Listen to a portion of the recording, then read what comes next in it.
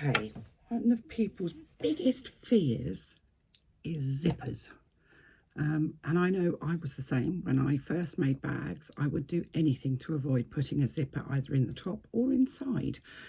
All of my first bags had just a slip pocket, and I just avoided anything that had a zipper in it. Now I put zipper pockets in everything. And I think bag patterns have evolved over the time that I've been sewing. Because often when we make a bag these days, we actually use the bottom of the pocket as a turning aperture, so that the way we turn our bag, or berth it as some people call it, is often through the pocket, which means you don't end up with having to leave holes in linings to kind of turn things through. Now, what I want to show you are two different sorts of zipper pockets.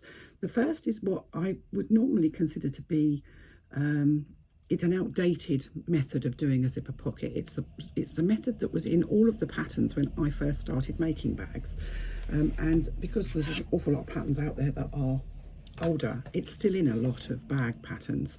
I'll show you how to do it, and then I'll show you what I consider to be a better way to make a zipper pocket, and then I'll tell you why. So this is my, and we're going to talk about cotton. We're not talking about doing a zipper pocket on faux leather or cork, because they have different techniques. So we'll talk about just a standard zipper pocket made of fabric on the lining or even the exterior of your bag, but a bag made of fabric. So this is my lining panel, and yes, I know that's some really jazzy fabric. I am using up all of my old scraps for these videos, so you'll have to forgive me for some of the leery stuff. It's been interfaced because that's what we do, with a woven interfacing. So this is my lining. To add to my lining, I also have this large panel, which is my pocket lining, and I'm using the same fabric because I don't like this, so I'm just going to get rid of it. And I have my zipper. Now my zippers, I buy my zippers a little longer than perhaps I need to. I think this is about 10 inches. Yeah, it is. And I tend to buy zippers in batches of sort of 25, 30, and usually 10 inches long, because I know then that they'll be useful for everything. And this is a number 3 zipper, so it's one of those that you would use internally, or I buy it on the coil so that I add the zipper pulls on. But for internal pockets, these, just buying the sort of cheap and cheerful little zippers works really well, and if you're too long you can cut them down. So I'm going to move my exterior, and I'm just going to have my pocket lining. Now, usually you would find that the pocket lining is a large rectangle, and what the patterns often tell you to do is fold your rectangle in half and either finger press it or press it, whichever suits you better, so that you've got a mark centrally down the middle. And then approximately ½ inch away from that mark, that central fold, you'd be asked to mark a line across your fabric, and then a second line. That ruler's no good because it hasn't got 1/4 inch marks on it. A second line, often in older patterns it will tell you 3/8 of an inch. I have never been one to adhere to the 3/8 of an inch thingy, because I don't like to see lots of zipper tape when I have a zipper pocket. I just want to see the teeth. So a second line, actually, if I just mark where my central fold is, then you can see it, because you won't actually see it on the video. So there we go. I have my central fold. I'm not sure these lights are actually helping particularly. My central fold there. Then below it, I've done about ½ an inch below, I've done a line, and then 1/4 of an inch below that, I've marked a line. Now, I haven't actually measured this, and it will really depend on what size pocket you want. Okay, so my panel, my zipper, my lining panel is 8 inches wide, so 1 inch in from either side. I'm just going to make a mark to create a rectangle. So between those two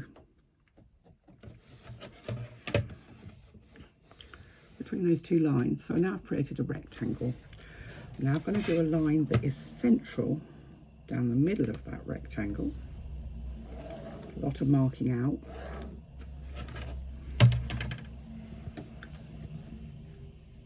And then at each end, I'm just going to mark. If I'm honest, I don't do this all the time when I'm doing them myself, but for a newbie when making pockets, it's worth doing.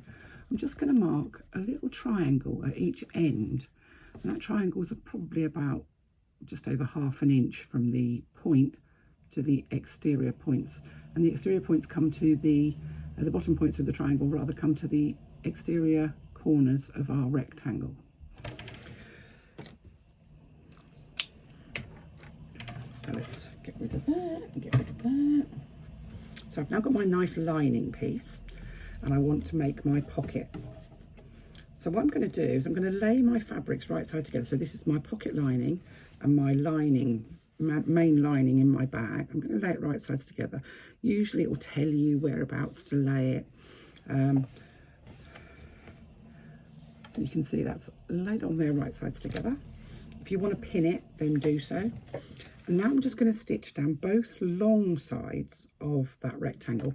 Most of the older patterns will tell you to stitch all the way around the outside. Please, if you're going to use this technique, even if you're using this technique, which I don't really like, please don't stitch all the way around. Just stitch the long sides, and I'll show you for why in a minute. So I'm just going to stitch down one side. And I've turned my stitch length down to just below 3. And I've backstitched a couple of stitches at the beginning, and I'll do the same at the end. Don't go any further than the corners of your rectangle. Don't overshoot it at all, because if you do, your aperture to fit your zipper will be not rectangle, and it will just look awful. I think it's easy to pay a lot of attention to the exterior of your bag, and quite easy to neglect the lining.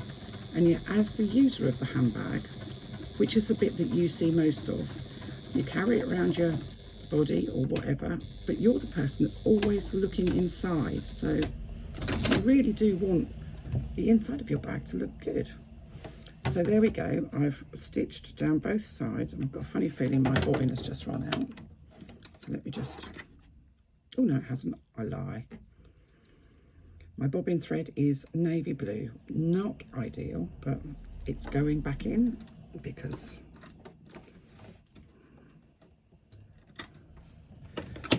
I can.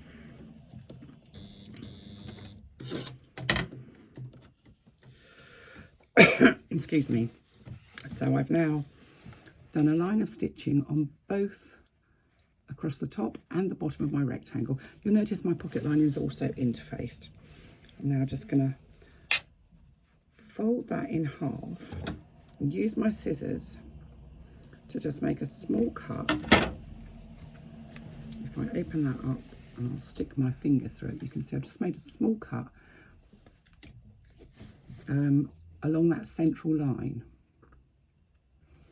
I'm not sure any of these lights are actually helping here. And what I'm going to do is I'm going to use my scissors to go all the way along that central line carefully to the point of that little triangle that we made. And when I get to the triangle, I'm going to cut out towards the corners of the rectangle. What you must make sure you don't do is snip your stitches. If you snip into your stitches, then your pocket will come unraveled. So you must be really careful. Do the same at the other end. I really think that internal pockets and interior pockets are worth just taking that little bit of effort with. So now you can see we have a long cut, and you can see there just at the end, that little triangle that I've cut out is just kind of sticking out. Now I'm going to take my pocket lining and I'm going to stuff it through the hole. So I'm going to pop it through that aperture that we've just made, so that the lining panel comes through onto the back. I'm going to take my pressing mat. Whoopsie daisy, let's just, and what we need to do is kind of roll the lining and the pocket lining fabric so the seam sits perfectly on the side of this rectangular aperture. Now, if you don't do this properly, if you get a bit carried away and get kind of slapdash, what will happen is your pocket lining will show on the outside of your pocket. Now that's fine for me with this because I've used the same fabric for my pocket lining as I've used for my pocket, but it's not ideal. And although some people will say, oh, it's a decorative thing, it doesn't look nice in the corners, so it really isn't worth doing.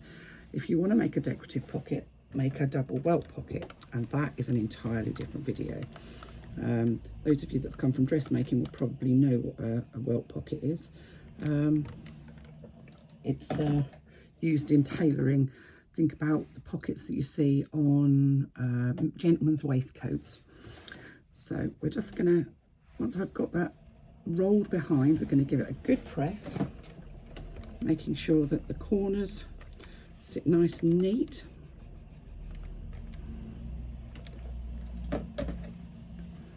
Now, if I lift it up, you can see there's my lining on the back and there's my main panel. So this bit on the back is my pocket lining, this bit on the front is my bag lining, and you can see we have a beautiful rectangular aperture. Now I'm not sure if you can see, but the corners on the edge of the aperture, and if I put my finger behind, are perfectly rectangular. There is no puckering. Now if you stitch down that short end when you stitch your pocket lining to your main fabric, it will pucker. You'll get little puckers at the corner of your aperture, both sides, and it just looks ugly. This is not puckered at all. It's nice and smooth and flat. So the next thing, once you've got your pocket lining and your main lining, is to take your zipper. Now, some people like to put a little bit of double-sided tape on the top and the bottom to help put this, to keep this in place. I don't, never have done. I find that I'm much better just positioning it and moving it in a one hit. Now I am just going to change my foot to my zipper foot because we're going to attach our zipper to our lining.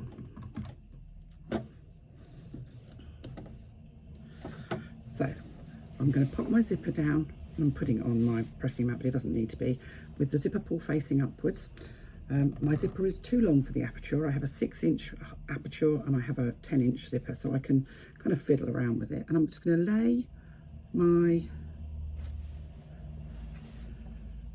fabric over the top of my zipper. Now I'm just going to use a couple of pins to hold that in place so that I can pick it up and show you, because it's difficult for you to see when it's laying flat on the table. I don't usually pin. I don't usually use pins for anything, in fact. So it's a bit of a miracle that I've actually even got pins on the table, because they're not normally here. This is where I realise that I'm actually pinning it to the pressing mat, which does happen.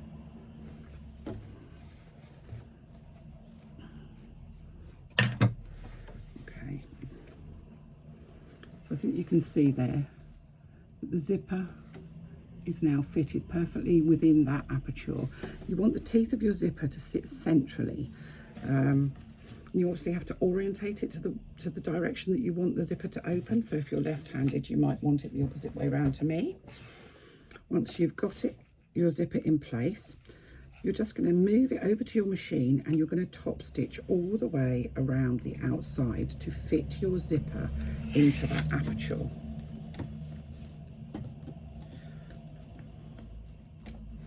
Now I like to leave long stitches at the start and the finish so that I can bury my threads, because I think it looks nothing worse again than having back stitching showing. So I'm just going to go all the way around the outside. I've increased my stitch length a little because we're top stitching. Go nice and slowly. Remember who's in charge. You've got your foot on the pedal, so the machine will only go as fast as you make it go.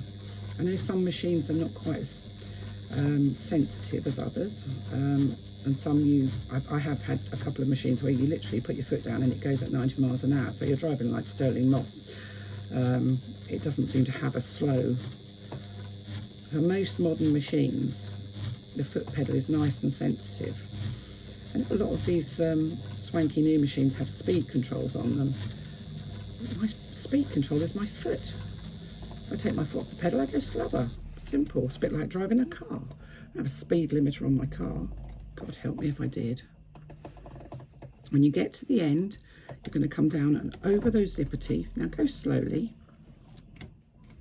because you're going to be going through those zipper teeth, and you want to hope that your needle, it should just slide down between the teeth of the zipper if you're using a nylon zipper. If you're using a metal zipper, then the best thing to do is to remove some of the teeth before you start. And if you want more information about that, then there's a zipper document in the files which gives you a little bit of information about metal zippers. I wouldn't like to say I'm a massive expert on them because I very rarely use them. I just think they're too much like hard work. But I have used them once or twice. Not they look great, but they're a pain in the bottom, so I tend to avoid most of the time, especially when you can get such great nylon zippers that look like metal zippers, but aren't. Now, if you get to a point where your zipper pull, you think you might actually be about to hit your zipper pull, let me just see if I can, no I can't. You can stop with your needle down, raise your foot and pull your zipper pull out of your line of stitching. You don't want to try and go past your zipper pull and make a bump in your top stitching, because that will look unattractive. We get to the end, we're going to come up and over that zipper again. If you feel safer doing it by hand cranking it, then that's not a bad thing to do. What we want to try and do is land in the same hole as we started our stitching, which I've done. I'm just going to pull my work out from underneath my presser foot. I'm going to take those threads from the front of my work, I'll be getting used to this now I expect, to the back of my work.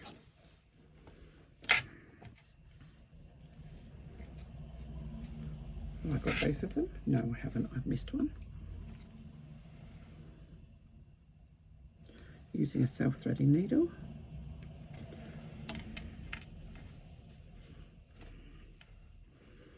I take my two front threads and my two bobbin threads, tie them off.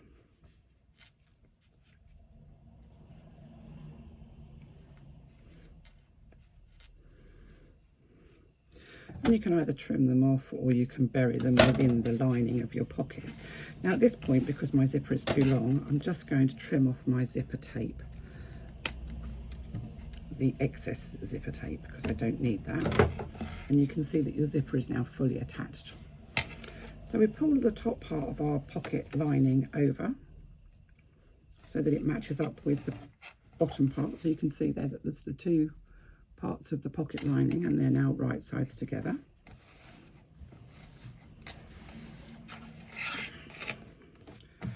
And I'm going to swap back to my normal foot because I don't like using a zipper foot for other things.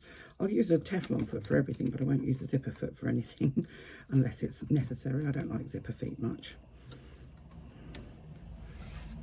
So now we have our zipper fitted into the front of our lining. We're going to lift up the lining and we're going to stitch down the side. Now, if you're doing a bag where you're being asked to turn through the pocket, you would only stitch down both sides. You wouldn't stitch along the bottom. You'd leave the bottom open. However, I'm going to completely stitch all the way around because I'm not making a bag. I'm just doing a pocket to show you. So your pattern will tell you what the seam allowance is. And I've made a 6-inch pocket, so my lining is 8 inches wide. If I wanted an 8-inch pocket, I would use a 10-inch wide lining panel. And basically I want an inch either side of the zipper aperture so that I can do this piece of stitching easily without kind of impacting on my zipper.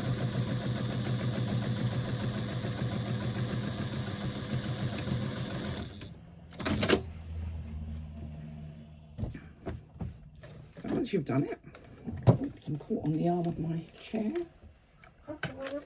Give the whole thing a nice press.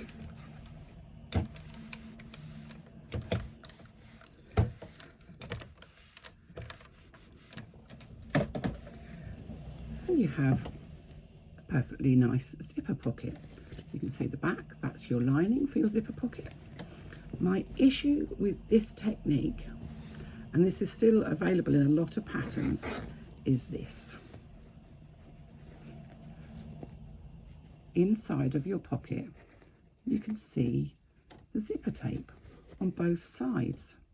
So the zipper tape is exposed, and I think that's ugly. From the outside, you can't really tell, but as soon as you go to put anything in the pocket, you can see it. And I just think it's a really unprofessional finish. So if you ever had a pattern with that particular technique and you didn't want to use it, I'll show you what you can do instead. So that one's going over there on the naughty step. And I have more of the same hideous fabric. However, this time what I've got is my bag lining panel. I have 2 pocket lining panels. So basically it's the same as that large one that I used on there, but it's cut in half. And I have a zipper facing panel, something different, and my zipper. So first things first, let's mark our zipper facing panel. Now the zipper facing panel has been interfaced with a non-woven interfacing. And this is probably one of the few times when I use non-woven.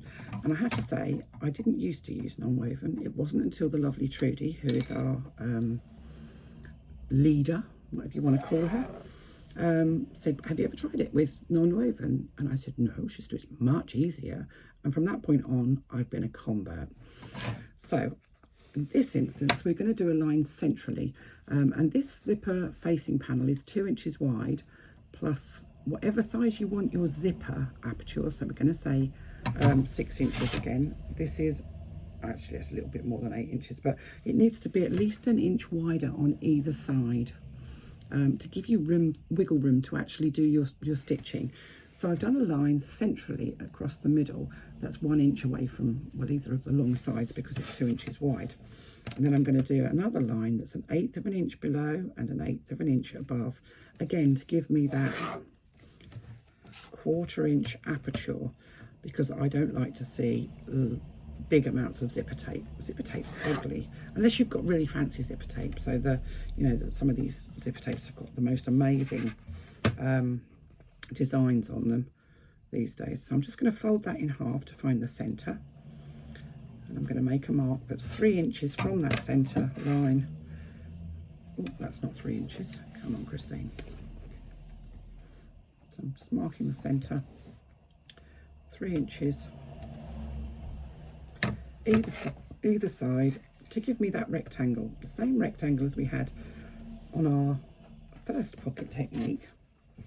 And again, I'm going to make those triangles on either end of our rectangle. You can see there.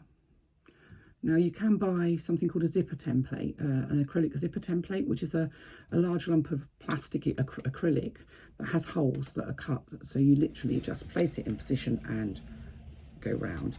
And I have got one, but I find you need to know how to do it without as well. So that's on my zipper facing panel that's been interfaced with a non-woven interfacing. This is the cheap stuff from eBay. This is the 99p a metre. This is a medium weight, non-woven, fusible interfacing. I wouldn't use it anywhere else in bag making, but for this, it works. So we're going to take our exterior panel. So this is my lining panel, my bag lining panel. I'm going to take my facing panel and I'm going to lay that right sides together with my bag lining. And again, I'm just going to stitch down the sides, the long sides, not down those short ends of that rectangle. You can see there's quite a lot of similarities, but the finished effect for this is just so much nicer. I think as bag making and what have you evolves, new techniques come along, and often people, if they've got a pattern that they've had for ages, they just don't change it. Some designers will update their patterns, but not all of them do, and some of them end up sort of being discontinued or retired, as they call it, and they never see the light of day again. There's been a few designers that I've campaigned to get them to bring some of their patterns out of retirement, but none of them have.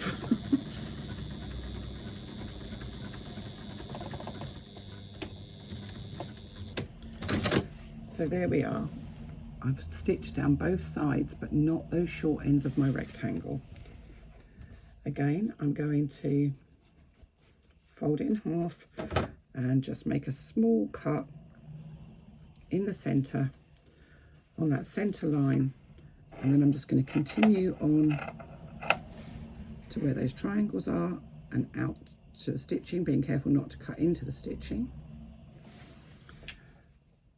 You can see that it's a very similar technique up to this point, except for you're doing this on the facing panel rather than on the lining panel.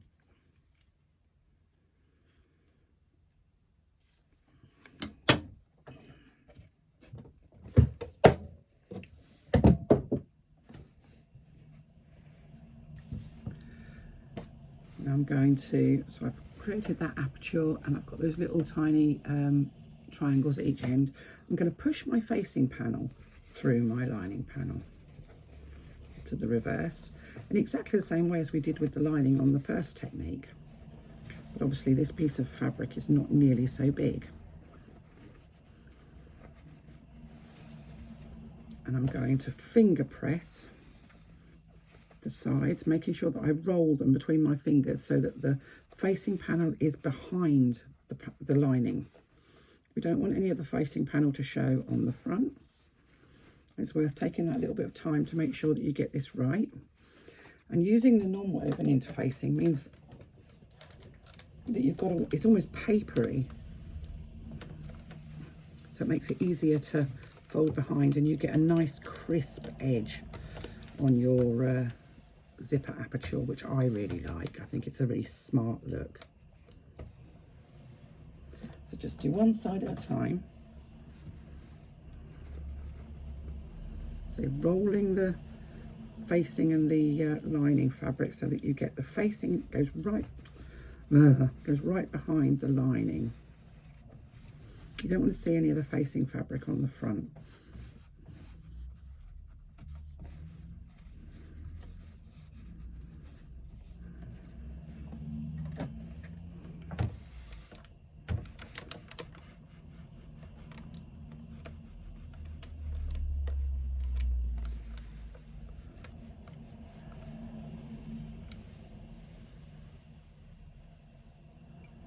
Once you're happy with it, you can put that aside. So there we go. I have a perfectly rectangular aperture. We don't have any puckers on the corners because we didn't sew those shorter ends. And my facing panel is on the back. Now you do often get puckers on the corners of the facing panel, but don't worry about that. That's not even going to be seen, so it's not a problem. I'm going to put that out of the way now. And I'm going to take my lining panels.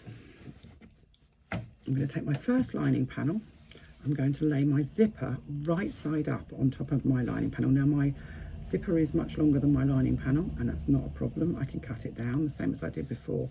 It's sitting right side up. Now if you want to clip it in place, you can do. I invariably don't.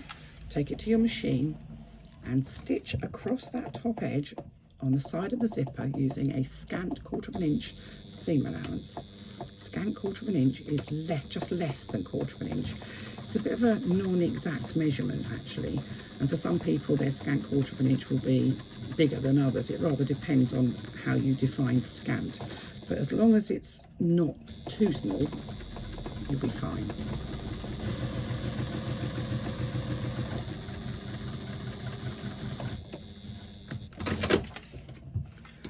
So there we go, that's our zipper attached to the top of our pocket lining. My pocket linings, I should say, have been interfaced, so everything's good. So that's attached onto the top of my first pocket lining. I'm going to take my second pocket lining panel, and then I'm going to open the zipper up from my first one and lay it right side up, so the zipper pull is facing upwards on top of the lower lining panel. Now what I will make sure is that the sides of both lining panels are matched,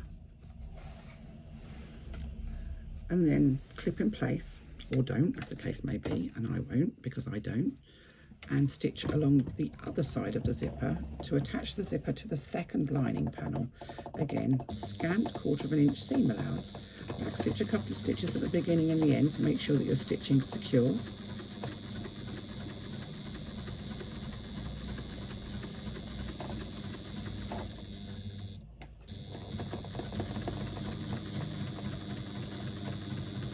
And you can use this technique in any bag. So if you've got a bag pattern that has a different technique that you don't get on with or you don't like, or if it's an older pattern and perhaps you have exposed zipper tape, you can just change that technique for this technique. So I now have my zipper attached between my 2 pocket linings. And what I'm going to do is I'm just going to lay my pocket linings on my pressing mat. I'm going to take my iron and I'm going to press along the length of the zipper to push those seam allowances either side of the zipper out. Now you can iron a nylon zipper without any bother at all. They don't melt. Well, they would melt if you left the iron on it or for any length of time, but I'm just pressing. I'm not going and getting a cup of tea while I leave my iron on there. If you're using a metal zipper, do be careful because your metal teeth will be hot, hot, hot, and you will get 3rd degree burns if you touch it. So now you can see that my pocket linings are, this is the wrong side, but my zipper is sitting nicely between the two. I like to turn it over and make sure that there's no puckering along the side of my zipper, and give it just a little press on this side just to be sure, because this is the bit that's actually going to be visible inside of your pocket.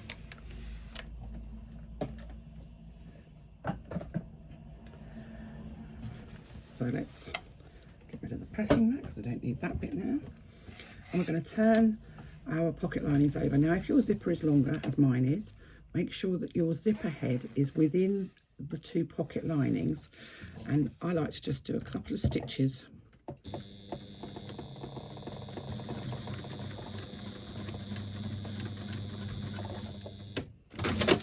to ensure that the 2 pieces kind of stay together. It's just a few stitches through the end, and I do that very close to the edge of my lining, so it's not going to impede on anything.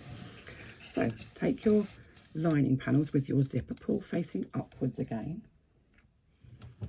and we're going to do much the same as we did before. We're going to lay our bag lining over the top of the pocket linings and match up so that our zipper teeth sit centrally within that aperture.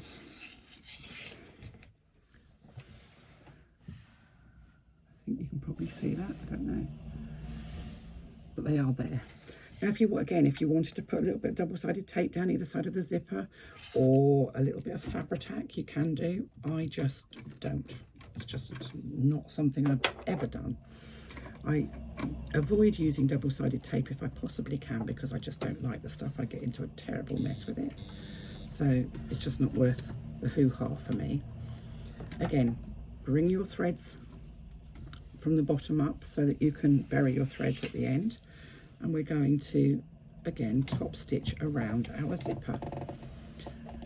So as you can see, there are lots of similarities between this technique and the other.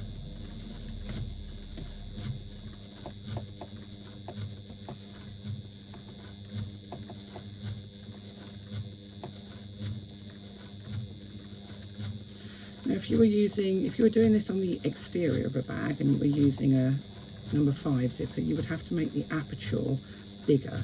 I usually use a 3/8 of an inch aperture height wise for a number 5 zipper and a 1/4 inch for a number 3.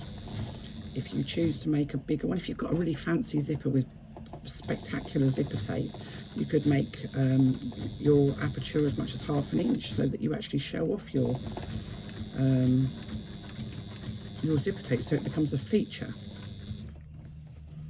Again, when you get to the end, slowly, so that that needle goes down between the teeth.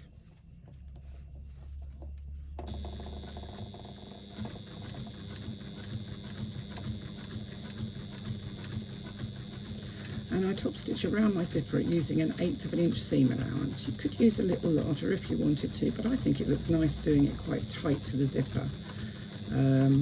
You find that it's going to sound awful, but if you do it further away, you get crumbs and fluff and stuff that kind of gets caught in the little lip that's created. I think bag interiors are a bit like tummy buttons in so much as they get full of all sorts of nasty things.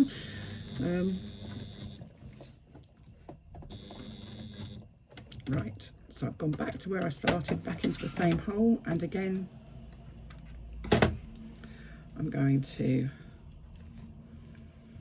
bury my threads. Now I'm sorry that I do go on about this thread burying malarkey, and it may be, I'm not sure if it's just me, but I really do think it's important. So I bury my threads all of the time because I just like the finish that you get if you don't have lots and lots of back stitching, even inside of a bag. It's really important. It's the small details that make a bag, can change a simple bag into a fabulous bag. There's no amount of burying threads that's going to turn this fabric into anything other than hideous though. So now I can trim off the excess zipper tape because I don't need it, and you can see that your zipper is now fully attached in the front and the back.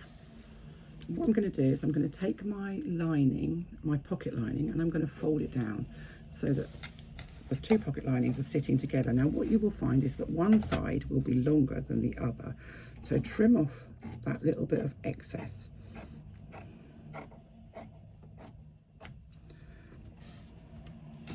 Now if you're wanting to make your pocket so that it's the place where you would turn your bag through, what you would need to do at this point is on both of the pocket linings is make a small hem. Now I'm going to say 1/4 of an inch.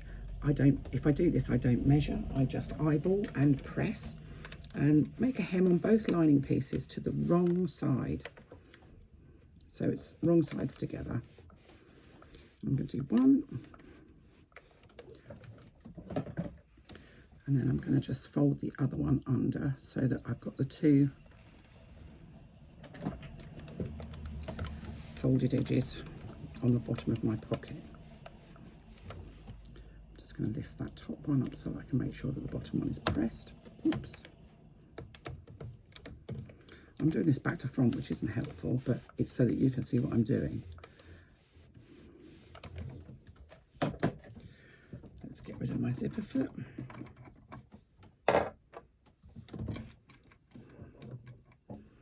And I wanted to show you both methods because you will come across some patterns, certainly in the free pattern list where some of the patterns are quite old, you will find the first technique that I used in some of those patterns. And it's nice to be able to recognise that it's an older technique and the difference, and I'll show you what the difference is once I've finished this pocket. So in the same way as we did before, we're going to lift up the side of our lining panel and we're going to stitch down the side. Now because I'm going to use this pocket to turn my bag, I know it's not a real bag, I'm not going to stitch along the bottom. I'm going to be stitching over the top of that facing panel and all the way down to the bottom, ensuring that those folded hems that I just made do not open up. So I want them to remain folded.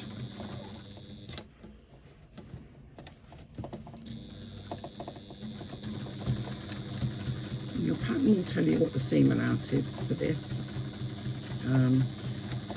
To be fair, it doesn't really make a vast difference whether it's 3/8 of an inch or 1/4 of an inch. It's kind of, it's the inside of a pocket.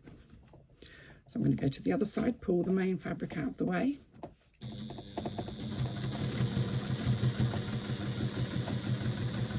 I'm going to come all the way up over that piece of facing, right to the top. Now if your facing is sitting a little proud, then you can just trim off the excess there.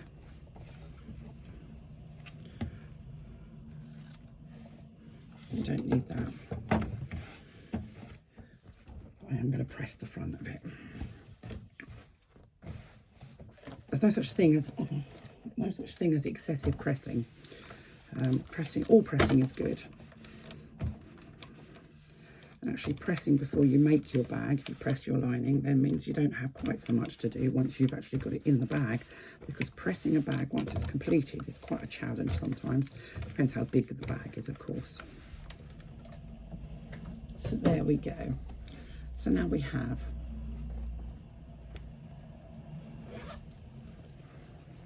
two zipper pockets. They look very, very similar. This was our original one. And as you saw, we had zipper tape showing on the top and on the bottom. This is our second pocket. And inside we have no exposed zipper tape. So it's a really tidy, neat looking pocket, a professional looking pocket. What we do have is a hole. So when we turn our bag, we would turn it through the hole, and then through the hole at the bottom of our pocket. Then we would bring our pocket linings out from the pocket, match up those bottom folded edges where you made your 1/4 inch hems, and stitch along the bottom of the pocket. Pop it back into your pocket, and you have no obvious obvious turning gap in your bag. Now, for those of you that haven't ever made a bag, you probably have gone to sleep with me talking about turning bags. However, it is something that you will, if you're going to make a bag, you will learn that there's a way of turning a bag, and through a pocket is, for the most part, the easiest way. So there we go. We have what I consider to be the old-fashioned method of making a zipper pocket. It's perfectly acceptable if you can live with the zipper tape showing, and what I think is a much more professional way of making a zipper pocket, either internally or externally, but you're using fabric rather than faux leather. Making a zipper pocket on faux leather is different, and we'll cover that in another video. So there you go.